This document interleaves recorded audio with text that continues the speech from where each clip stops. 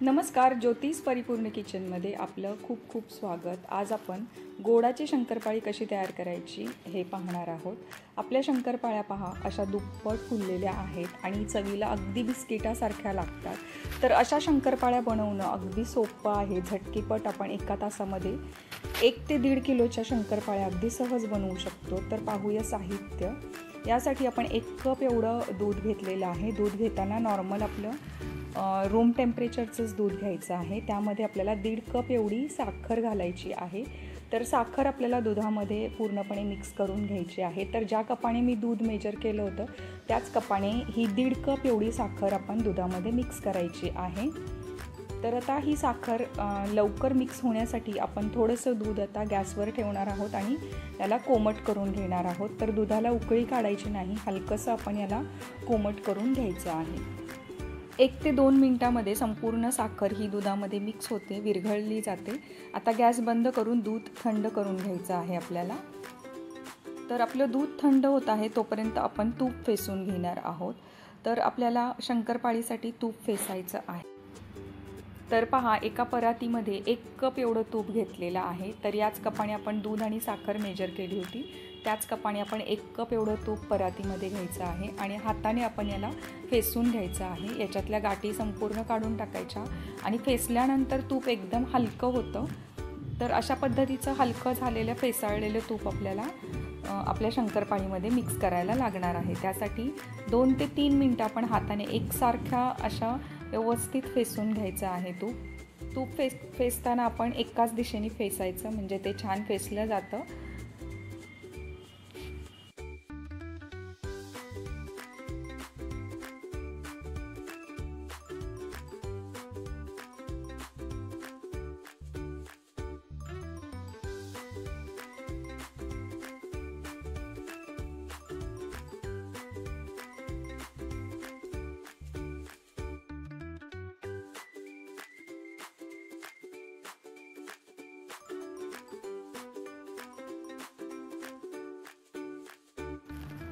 तर पहा, आपलं तूप फेसून झालेलं आहे। तर यामध्ये आता आपल्याला दुधाचं आणि साखरेचं जे मिश्रण तयार करून ठेवलेलं आहे ते कोमट आहे, तर ते आपल्याला मिक्स करून घ्यायचं आहे। तर थोडीशी साखर अजून शिल्लक आहे, ती सुद्धा आपण या मिश्रणामध्ये मिक्स करून घ्यायची आहे। आता हे संपूर्ण साहित्य परत आपल्याला एकदा मिक्स करत राहायचं आहे। आणखी 2-3 मिनिटांसाठी आपण याला मिक्स करत राहायचं आणि पूर्ण मिश्रण थंड होईपर्यंत आपण याला मिक्स करत राहायचं आहे।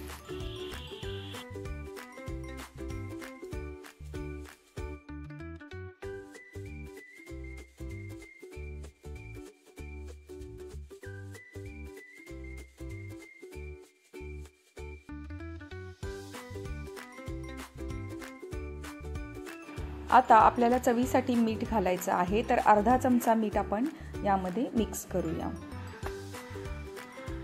आणि हे संपूर्ण साहित्य आपल्याला आता थंड करून घ्यायचं आहे। तर थंड करत असताना आपण एकसारखं याला मिक्स करत राहायचं, म्हणजे छान असं पटकन हे मिश्रण थंड होऊन जातं। आता आपल्याला यामध्ये 1 टेबलस्पून एवढं वेलची पावडर घालायची आहे। तर वेलची पावडरमुळे आपल्या शंकरपाळीचा स्वाद आणखी छान येतो। आणि हे मिश्रण पहा, वेलची पावडर घातली की एकसारखं हातानं ढवळून घ्यायचं, म्हणजे वेलची पावडर, मीठ आणि सगळे इन्ग्रेडियंट्स जे आपण घातलेले आहेत ते छानपैकी असे मिक्स होतात। तर आपल्याला 10 ते 15 मिनिटांसाठी आता हे मिश्रण थंड करून घ्यायचं आहे आणि मिश्रण थंड झाल्यानंतरच आपण यामध्ये अर्धा कप एवढा बारीक रवा मिक्स करायचा आहे। तर मिश्रण थंड होण्यापूर्वी अजिबातसुद्धा काहीही यामध्ये मिक्स करायचं नाही, नाहीतर आपल्या शंकरपाळ्या ह्या वातड होतात। तर हे मिश्रण थंड झाल्यानंतर पहिल्यांदा आपण रवा मिक्स करून घेतलेला आहे। हा अर्धा कप एवढा बारीक रवा आहे, अगदी 0 नंबर रवा असतो तोच मी यामध्ये घातलेला आहे। आता रवा छान मिक्स करून घेतल्यानंतर आपण यामध्ये अर्धा किलो एवढा मैदा मिक्स करायचा आहे। तर पहिल्यांदा रवा मिक्स करून घ्यायचा, कारण रवा भिजण्यासाठी याला थोडा जास्तीचा वेळ लागतो, त्यामुळे पहिल्यांदा रवा घालायचा आणि एक 5 मिनिटांनंतर मग आपण यामध्ये मैदा मिक्स करायचा आहे।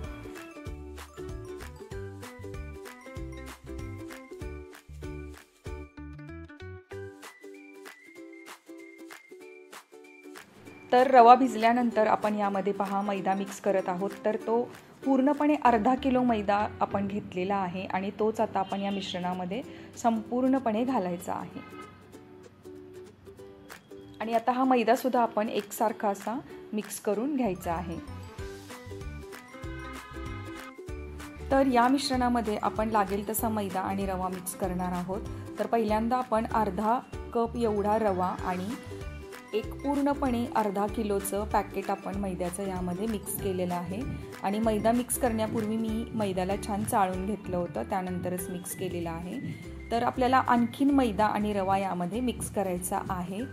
तर तो कशा पद्धतीने मिक्स करायचा ते सुद्धा मी पुढे आता सांगणार आहे। तर पहिल्यांदा आपण जो मैदा घातलेला आहे त्यामध्ये पहा संपूर्ण मिश्रण अजूनही आपल्याला अशा पद्धतीने ओलसर असं जाणवत आहे। तर आपल्याला पूर्णपणे घट्टसर असं मिश्रण करायचं आहे। तर त्यासाठी आपण आणखी अर्धा कप एवढा रवा यामध्ये परत मिक्स करणार आहोत। तर मिश्रण पहा एकसारखं असं मिक्स करून झालेलं आहे। यामध्ये रव्याच्या गाठी किंवा मैद्याच्या गाठी अजिबात शिल्लक राहिलेल्या नाही आहेत। तर अशा पद्धतीनं हे मिश्रण मिक्स करून झाल्यानंतर आता परत आपण अर्धा कप एवढाच यामध्ये रवा घालायचा आहे।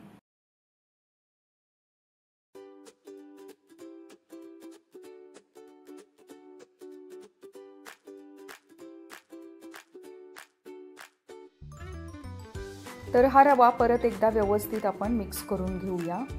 तर खुसखुशीत शंकरपाळ्या होण्यासाठी आपण यामध्ये रवा वापरलेला आहे। रव्यामुळे आपल्या शंकरपाळीला छान असा खुसखुशीतपणा येतो, त्याचबरोबर छान टेक्स्चरसुद्धा येतं। त्यासाठी आपण पहिल्यांदा पहा रवा मिक्स करून घेतलेला आहे। आता परत आपण यामध्ये मैदा घालणार आहोत। तो फक्त पाव किलो मैदा यामध्ये लागणार आहे आपल्याला। तर पाव किलो मैदा आपण मोजून बाजूला काढून घ्यायचा आणि त्यानंतरच यामध्ये मिक्स करायचा आहे।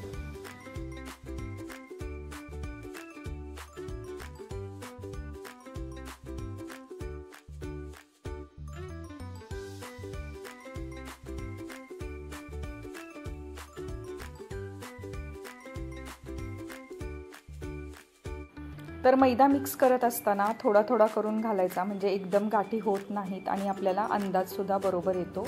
तर पिठाचा अंदाज व्यवस्थित येण्यासाठी थोडा थोडा करून आपण मैदा यामध्ये मिक्स करत राहायचं आहे। तर या मिश्रणासाठी टोटली आपल्याला 1 कप एवढा रवा आणि 750 ग्रॅम एवढा मैदा लागलेला आहे आणि तो पूर्णपणे आपण यामध्ये आता मिक्स करून घेत आहोत।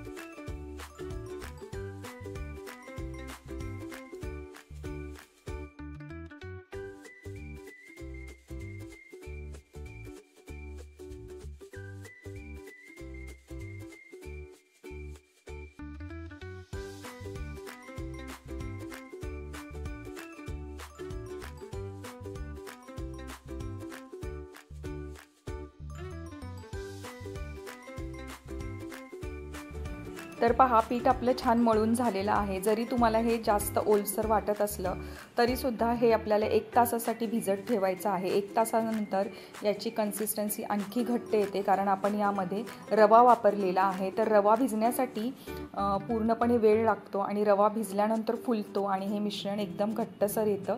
त्यासाठी परत यामध्ये अजिबातसुद्धा आता मैदा घालण्याची गरज पडत नाही। तर जेवढं प्रमाण मी सांगितलेलं आहे यामध्ये तेवढंच प्रमाण या मिश्रणासाठी अगदी परफेक्ट होतं। तर आता आपण हे मिश्रण झाकून ठेवूया। आपल्याला 1 ते 1.5 तासासाठी हे भिजत ठेवायचं आहे।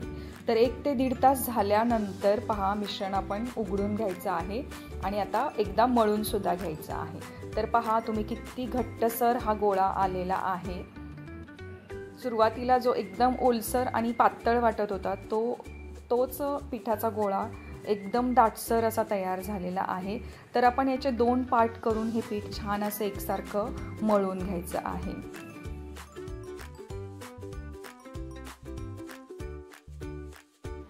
तर पिठाचा गोळा मळून घेत असताना मी 2 पार्टमध्ये हे मिश्रण डिवाइड केलेलं आहे, कारण एकदम आपल्याला हा मोठा गोळा मळणं सोपं जात नाही। त्यामुळे 2 पार्टमध्ये आपण जर पीठ डिवाईड केलं तर ते मळून घेणं जास्त सोपं जातं. तर अशा पद्धतीने पहा, मी संपूर्ण असं आपलं शंकरपाळीचं पीठ हे छानपैकी असं मिक्स करून घेतलेलं आहे आणि मळूनसुद्धा घेतलेलं आहे. तर तुम्ही पाहू शकता आपल्या पिठाची कन्सिस्टन्सी किती मस्त झालेली आहे. अगदी छान असा दाटसर गोळा आपला बनून आलेला आहे. तर अशाच पद्धतीचं पीठ आपल्याला शंकरपाळी बनवण्यासाठी लागणार असतं. तर एकसारखं असं छान मऊसूद आपण हे पीठ करून घ्यायचं आहे. तर मळण्यासाठी आपल्याला 3 ते 4 मिनटं लागू शकतात. एवढा वेळ व्यवस्थित आपण हे पीठ मळून घ्यायचं आहे. तर दोन्ही गोळे आपले तयार झालेले आहेत आणि छान पीठ एकसारखं झालेलं आहे.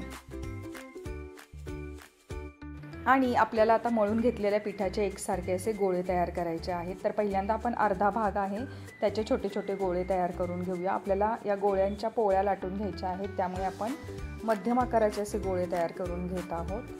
तर या पद्धतीने पहा, आपल्या पिठाला अजिबातसुद्धा चीर जात नाही आहे. व्यवस्थित असं सॉफ्ट पीठ तयार झालेलं आहे. तर अशाच पद्धतीचं पीठ आपल्याला शंकरपाळी बनवण्यासाठी लागणार असतं. जर पिठाला जास्त चिरा जात असतील तर तुम्ही याला एक वेळेला कुटून घेऊ शकता, म्हणजे खलबत्त्यामध्ये कुटून घेऊ शकता किंवा मिक्सरमध्ये सुद्धा पल्स मोडवर याला तुम्ही छान असं मऊ करून घेऊ शकता. तर आता या ठिकाणी पहा, आपलं पीठ अगदी परफेक्ट तयार झालेलं आहे. त्यामुळे आपल्याला या पिठाला कुटून घेण्याची अजिबातच गरज नाही आहे. छान भिजलं गेलेलं आहे आणि आपण एकसारख्या आकाराचे 6 गोळेसुद्धा करून घेतलेले आहेत. आता आपल्याला एक एक गोळ्याची छानपैकी पोळी लाटून. तर पहा, पहिला गोळा मी चॉपिंग बोर्डवरती घेतलेला आहे. तर चॉपिंग बोर्डवरतीच मी तुम्हाला शंकरपाळ्या असं लाटून आणि कापून दाखवणार आहे. तर पहिल्यांदा हा गोळा छान असा आपण लाटून घेऊया. जसं व्हिडिओमध्ये दाखवलेलं आहे तशा पद्धतीने छान अशी पातळ पोळी आपल्याला या गोळ्याची लाटून घ्यायची आहे.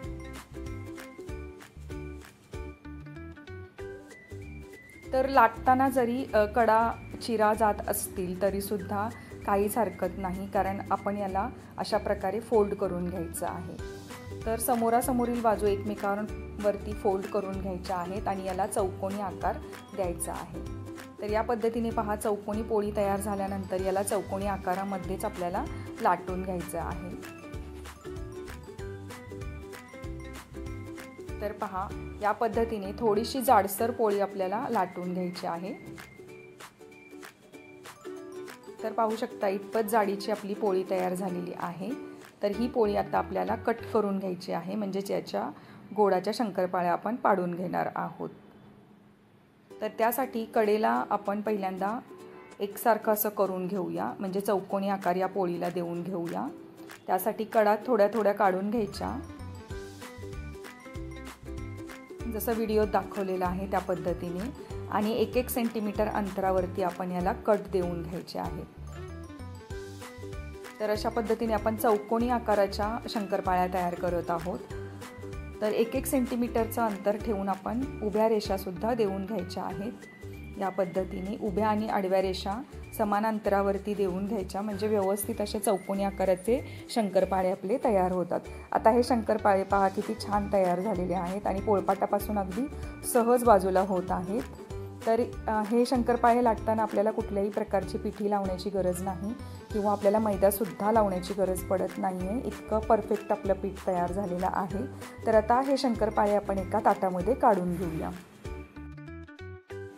तर पहा, आता आपले शंकरपाळे आपण एका ताटामध्ये काढून ठेवणार आहोत आणि जेवढ्या आपण आता गोळे बनवून घेतलेले आहेत तेवढ्या सगळ्यांच्या पहिल्यांदा आपण शंकरपाळ्या ह्या बनवून घेणार आहोत. म्हणजे त्याच्या पोळ्या लाटून त्याला आकारामध्ये व्यवस्थित असं कट करून घ्यायचं आहे आणि सगळ्याच पोळ्यांच्या आपण शंकरपाळ्या पहिल्यांदा करून घ्यायच्या आणि नंतरच आपण याला तेलामध्ये तळून घेणार आहोत. तर पहा, दुसरी पोळी मी लाटून घेत आहे. तर लाटताना सुद्धा ही पातळ पोळी लाटायची, म्हणजे सुरुवातीला लाटताना पातळ पोळी लाटायची आहे, कारण आपण याला फोल्ड करणार आहोत. फोल्ड केलं की आपल्या शंकरपाळ्यांना छानपैकी लेयर्स पडतात आणि त्या जास्त खुसखुशीत होतात. तर फोल्ड करताना तुम्ही पाहू शकताय समोरासमोरील बाजू एकमेकांवर ठेवून द्यायच्या आहेत, म्हणजे याला छानपैकी असे लेयर्स पडतात. आणि हा चौकोनी गोळा तयार होतो, तर त्याला गोल आकारामध्ये लाटायचं नाही आहे. तर जसा चौकोनी गोळा तयार होतो तसा चौकोनीच आपल्याला ठेवायचा आहे, कारण आपण शंकरपाळ्यासुद्धा अगदी स्क्वेअर शेपमध्ये कट करत आहोत. त्यामुळे याचा जो पोळीचा जो आकार आहे चौकोनी, तो तशाच पद्धतीने फक्त आपण पसरवून घ्यायचा. तर अगदी मध्यम जाडीला आपल्याला ही पोळी लाटून घ्यायची आहे आणि त्यानंतर पहा एकसारखं असं आपण याला 1 सेंटीमीटर अंतरावरती कट करून घ्यायचं आहे. आणि कट करताना पहिल्यांदा कडा कट करायच्या, म्हणजे चौकोनी आकारामध्ये आपल्या शंकरपाळ्या तयार होतात. त्यासाठी कडा कट करून घेतल्या की याला व्यवस्थित असं स्क्वेअर शेपमध्ये आपण कट करून घ्यायचं आहे. तर या पद्धतीने पहा, जेव्हा उभ्या रेषा मारून होतात तेव्हा थोडासा आपला चॉपिंग बोर्ड फिरवायचा आणि परत अशा पद्धतीने उभ्या रेषा मारायच्या, म्हणजे एकसारख्या अंतरावरती आपण कट देऊ शकतो आणि एकसारख्याच आकाराचे आपले शंकरपाळे हे तयार होतात. तर हे शंकरपाळे सुद्धा आपण ताटामध्ये काढून घेऊया. आणि याच पद्धतीने आपण उरलेल्या गोळ्यांच्या सुद्धा शंकरपाळ्या लाटून घ्यायच्या आहेत आणि संपूर्ण कट करून घ्यायच्या आहेत. आपण 6 पोळ्या बनवल्या होत्या, त्यामुळे 6 पोळ्यांच्या सगळ्या शंकरपाळ्या पहिल्यांदा करून घ्यायच्या आणि त्यानंतरच आपण तेल तापवण्यासाठी ठेवायचं आहे.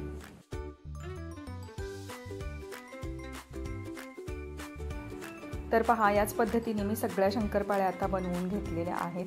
शंकरपाळ्या कट करताना शक्यतो संपूर्ण शंकरपाळ्या ह्या एकसारख्या आकारामध्येच कट होतील याची आपण काळजी घ्यायची आहे. आणि एकसारख्याच आपण जाडीवरती याला कटिंग करून घ्यायचं आहे, म्हणजे या छान अशा दिसायला सुबक दिसतात. तुम्ही पाहू शकता आपल्या शंकरपाळ्या कट केल्यानंतर किती छान अशा चौकोनी आकारामध्ये दिसत आहेत. तर आता आपण या शंकरपाळ्या तळायला घेऊया. तेल आपण तापवण्यासाठी ठेवलेलं होतं. तर तेल कितपत तापले हे पहिल्यांदा चेक करायचं. तर शंकरपाळी टाकल्यानंतर अशा पद्धतीने पहा, छान अशी पटकन वर यायला हवी इतपत तेल आपलं तापलेलं असायला हवं. तर या ठिकाणी मी सनफ्लॉवर रिफाइंड ऑइलमध्ये शंकरपाळ्या तळून घेत आहे. तुम्हाला जर तुपामध्ये तळायच्या असतील तर तुम्ही तुपामध्ये सुद्धा शंकरपाळ्या तळून घेऊ शकता. आता सुरुवातीला शंकरपाळे तेलामध्ये सोडताना गॅस मोठा ठेवायचा, म्हणजे हे शंकरपाळे तेलामध्ये विरघळत नाहीत, छान असे तळले जातात. तर थोड्या थोड्या करून आपण शंकरपाळ्या यामध्ये सोडायच्या आहेत. तर एका पोळीची शंकरपाळी एका वेळेला सोडून घ्यायची, म्हणजे तळायला सोपं जातं. आणि गॅस लगेचच आपण आता मीडियम केलेला आहे, कारण पहिल्यांदाच तेल छान तापलेलं आहे. तर अशा पद्धतीने पहा, छान अशा शंकरपाळ्या हलवून घ्यायच्या तळातून आणि नंतरच त्या तळून घ्यायच्या आहेत, म्हणजे संपूर्ण शंकरपाळ्यांना एकसारखा असा रंग येतो. सर्वच बाजूनी रंग हा एकसारखा असा चढतो. तर त्यासाठी आपल्याला एकसारखं या शंकरपाळ्या हलवत राहायचं आहे तेलामध्ये. आणि तेलामधून खालच्या बाजूने वरच्या बाजूला अशा पद्धतीने आपण याला ढवळत राहायचं, म्हणजे खाली गेलेल्या शंकरपाळ्या वरच्या बाजूला येतात आणि त्या जास्त तळल्या जात नाहीत. आणि अशा पद्धतीने पहा, एकसारखा असा तांबूस रंग चढलेला आहे शंकरपाळ्यांना. तर आपल्याला एक बॅच तळण्यासाठी साधारणपणे 2 ते 3 मिनटं लागू शकतात, मीडियम गॅस ठेवूनच. जर मीडियम गॅस ठेवला नाही तर या शंकरपाळ्या वरून डार्क दिसतात, पण आतमधून कच्च्या राहण्याची शक्यता असते. त्यासाठी अगदी सुरुवातीला आपण शंकरपाळ्या सोडत असताना गॅस मोठा ठेवायचा, पण एकदा शंकरपाळ्या सोडून झाल्या की लगेचच गॅस मीडियम ठेवूनच आपण याला तळून घ्यायचं आहे. तर तुम्ही पाहू शकता आपली पहिली बॅच तळून झालेली आहे आणि रंग किती सुंदर आलेला आहे शंकरपाळ्यांना. तर या शंकरपाळ्या गरम असताना मऊ असतात, पण त्या थंड झाल्यानंतर एकदम खुसखुशीत होतात. त्यामुळे गरमागरम आपण याला टेस्ट नाही करायचं, थोडा वेळ थंड होऊ द्यायचं. तर पहा, छान रंग आलेला आहे. आता आपण एका टिश्यू पेपरवर याला निथळण्यासाठी ठेवून देऊया आणि पुढच्या शंकरपाळ्या आपण याच पद्धतीने तळून घेणार आहोत.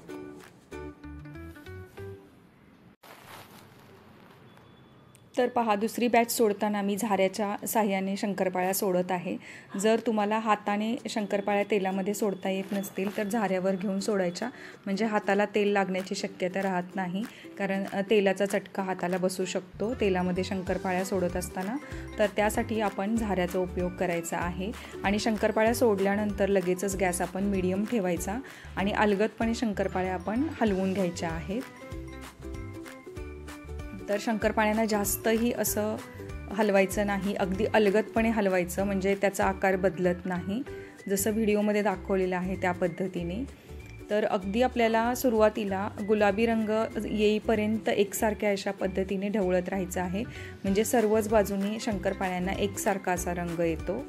जर आपण ढवळल्या नाहीत शंकरपाळ्या तर त्याला एका बाजूला डार्क रंग येतो आणि एका बाजूला त्या फिक्क्या राहतात, त्यामुळे त्या दिसायला छान आणि सुंदर दिसत नाहीत. त्यामुळे एकसारखं आपण याला ढवळत राहायचं आहे. तर या पद्धतीने पहा, शंकरपाळ्या छान असं आपल्याला एक घाना तळण्यासाठी 3 ते 4 मिनिटाचा वेळ लागतो. तर गुलाबी अशा कडा आपल्या शंकरपाळ्यांच्या व्हायला लागलेल्या आहेत. आपण गॅस मीडियमच ठेवलेला आहे. तर या पद्धतीने पहा, छान असं ढवळत राहायचं, म्हणजे सर्वच बाजूने पहा रंगसुद्धा छान असा यायला लागलेला आहे. आणि मीडियम गॅस ठेवल्यामुळे आतपर्यंत अशा संपूर्ण शंकरपाळ्या छान अशा तळल्या जातात. आतमध्ये पर्यंत असं तेल छान शिरतं आणि खुसखुशीत होतात. आणि या शंकरपाळ्यांना अगदी बिस्किटासारखी चव येते. चहाबरोबर खायला या शंकरपाळ्या अतिशय सुंदर लागतात. तर मुलांना मधल्या वेळेमध्ये खायलासुद्धा आपण हे अशा पद्धतीचं स्नॅक बनवून ठेवू शकतो. तर तुम्ही पाहू शकताय कसा गुलाबीसर रंग आता चढायला लागलेला आहे. तर आता गॅस एकदम लो करायचा. इतपत कलर आल्यानंतर इथून पुढे शंकरपाळ्यांना रंग हा पटकन डार्क होण्याची शक्यता असते. त्यामुळे एकदम गॅस मीडियमचा लो करून टाकायचा आणि त्यानंतरच पहा, या शंकरपाळ्या आपण आता थोड्या थोड्या करून काढून घ्यायच्या आहेत. तर शंकरपाळ्या पूर्णपणे निथळून काढायच्या, म्हणजे त्या जास्त तेलकट होत नाहीत.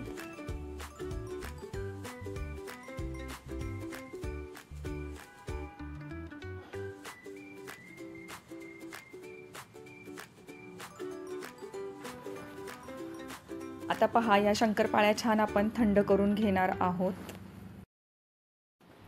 तर शंकरपाळ्यांचं पीठ मी 2 बॅचेसमध्ये डिवाईड केलं होतं आणि 2 बॅचेसमध्ये याला बनवून घेतलं आणि तळूनसुद्धा घेतलेलं आहे अशा पद्धतीने.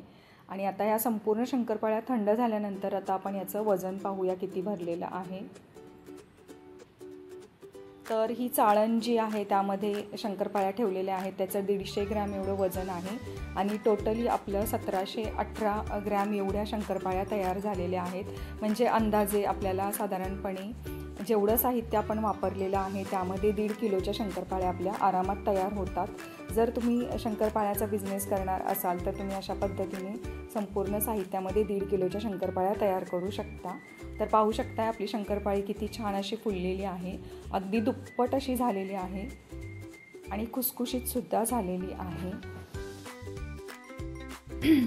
हाताला अजिबात तेलकटसुद्धा लागत नाही आहे आणि किती छान अशी दुप्पट फुललेली आपली शंकरपाळी तयार झालेली आहे. तुम्ही पाहू शकता याला लेयर्ससुद्धा छान पडलेले आहेत. आतपर्यंत अशी खुसखुशीत अशी तळली गेलेली आहे आणि थंड झाल्यानंतर ती आणखी जास्त खुसखुशीत लागते. तर या पद्धतीने पहा, आपण संपूर्ण वजनसुद्धा पाहिलेलं आहे शंकरपाळ्यांचं. तर या पद्धतीने तुम्ही यावेळी दिवाळीला गोडाची शंकरपाळी तयार करून पहा आणि तुम्हाला ही रेसिपी कशी वाटली हे कमेंट करून जरूर सांगा. तर पहा, आपली शंकरपाळी दुप्पट फुललेली आहे. जेवढी आपली पूर्वीची शंकरपाळी होती, जी आपण लाटून ठेवलेली, कट करून ठेवलेली, त्याच्या दुप्पट याचं आकारमान झालेलं आहे, तुम्ही बघू शकताय. आणि लेयर्ससुद्धा त्याला दिसत आहेत. तर या पद्धतीची शंकरपाळी बनवणं अगदी सोपं आहे आणि चवीला ही अगदी बिस्किटांसारखी लागते.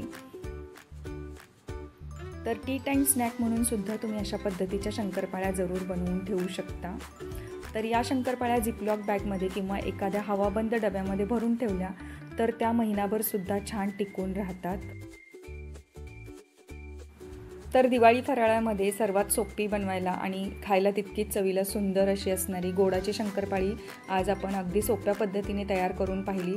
तुम्हाला ही रेसिपी कशी वाटली हे कमेंट करून जरूर सांगा. आवडल्यास व्हिडिओला लाईक करा, तुमच्या मित्रमैत्रिणींमध्ये भरपूर शेअरसुद्धा करा आणि चॅनलला अजूनही सबस्क्राईब केले नसेल तर चॅनलला जरूर सबस्क्राईब करा, म्हणजे दिवाळीच्या अशा वेगवेगळ्या फराळाच्या रेसिपीज तुम्हाला पाहायला मिळतील. आणि त्याचबरोबर तुम्ही बेल आयकॉनसुद्धा प्रेस करा, म्हणजे येणाऱ्या व्हिडिओचं तुम्हाला नोटिफिकेशनसुद्धा मिळेल. तर भेटूया आपण अशीच छान फराळाची रेसिपी घेऊन पुढच्या व्हिडिओमध्ये. तोपर्यंत thank you for watching. Bye bye.